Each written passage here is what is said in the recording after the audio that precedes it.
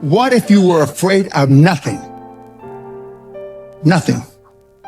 Man, beast, financial, bankruptcy, nothing.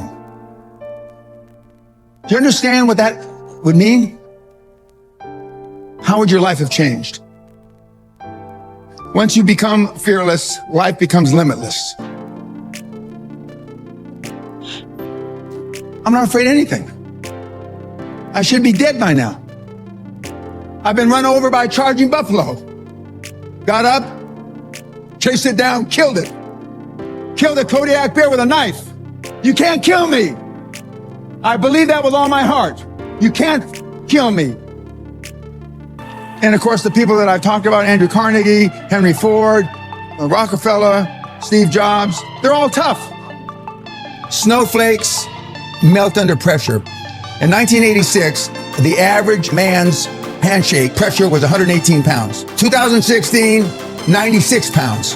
Testosterone levels in sperm counts tested 50 years ago, and today they're producing 60 to 70% the amount of testosterone levels in sperm counts as they did. We're dying out. They're deathly afraid of everything. Everybody's scared to death of what might happen, and so they want to come across as your friend. It's like my snowflake test. You know, first question, paraphrasing it, what would you do if somebody spit in your wife's face? And the answers range from, well, I try to ascertain what kind of day he was having. And if he had a bad day, I try to be understanding. I'd be in prison for murder. I would beat the guy to death. Is that what we need today? No, I'm not saying that's me though. Okay. But I am advocating that the guys act like they had a pair. There's never an easy time to make a hard decision. Never. But what you have to be able to do is pull the trigger, take action. And reading books and listening to podcasts is not taking action. It's just another form of procrastination. The main differentiation between the high-performance people is they believe in the extraordinary. Remember yesterday I said you're never going to exceed your highest and wildest expectation.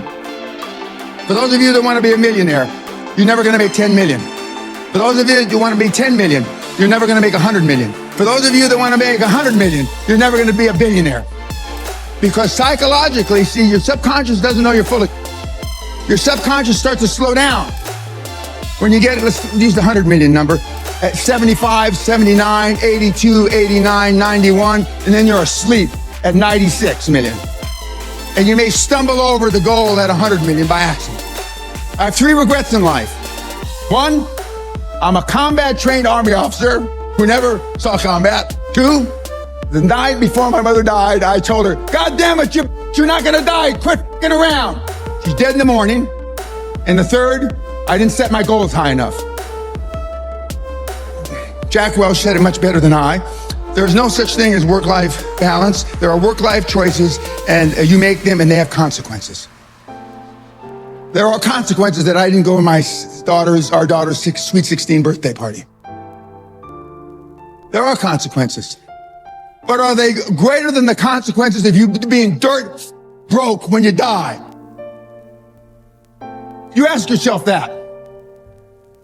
Would you rather make a choice between your daughter's 16th birthday or you being flat broke, huddled up in a corner, homeless, whenever your time comes? You tell me. But conventional wisdom, political correctness, has it all backwards. You're a bad person because you missed her birthday, right? You're a bad person because you celebrated Christmas in January, right? Horse. And the pundits that give you this horse are poor themselves. Next, you've got to get by your friends. Show me your friends and I'll show you your future, right? You're hanging out the pub, belching and farting. Those people that you're going to the sports bars, those are your friends. Then there's just general pessimists. Then there's your own guilt. Do I deserve to be wealthy beyond measure? Then there's fear, false expectations appearing real. And then there's this plain society that wants to hold you down. Strange times are there are these in which we live when the old and the young are taught falsehoods in school. And the person that does tell the truth is called a lunatic and a fool. But John Lennon said it a little differently. Being honest may not get you many friends, but it will always get you the right ones. And what I want you to do from this point forward, no matter if you hated what I said or the way I said it, is choose carefully the people that you associate with.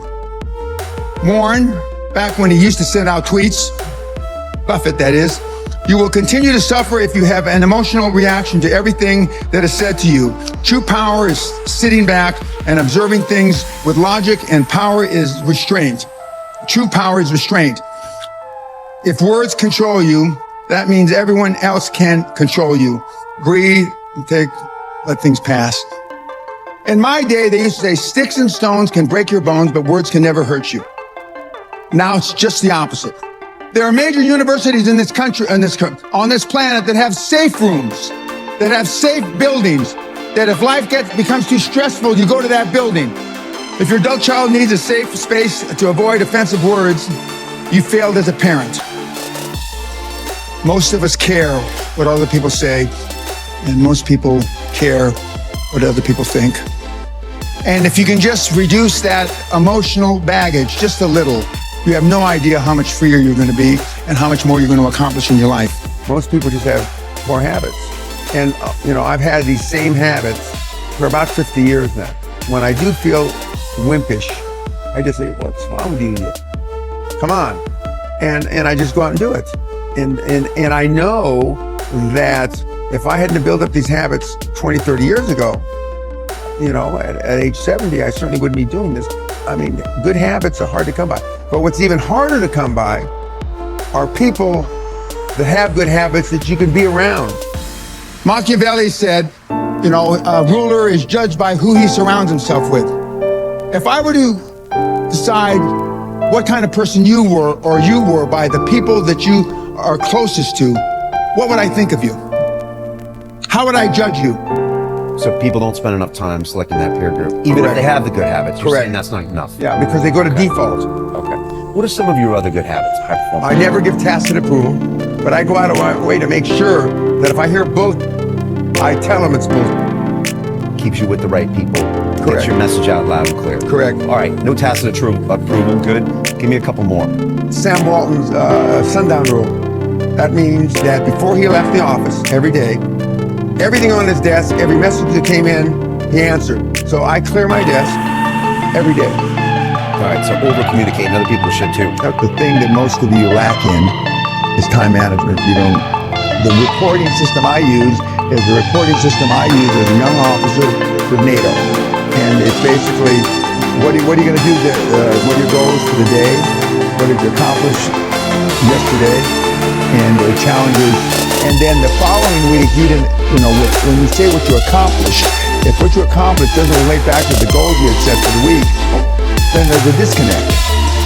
Well, if you said you were going to do this on Monday, and then the next week you didn't do it, not only that, you didn't do it on Monday, you didn't do it the whole week.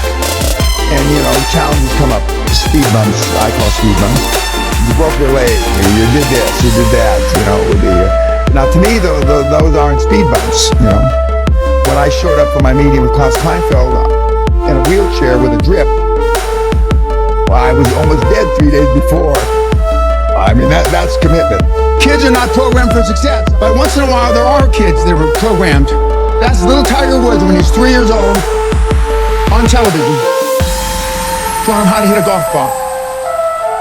The Williams sisters were programmed for success since they were little. I was programmed by accident. What have you done to program your children for success?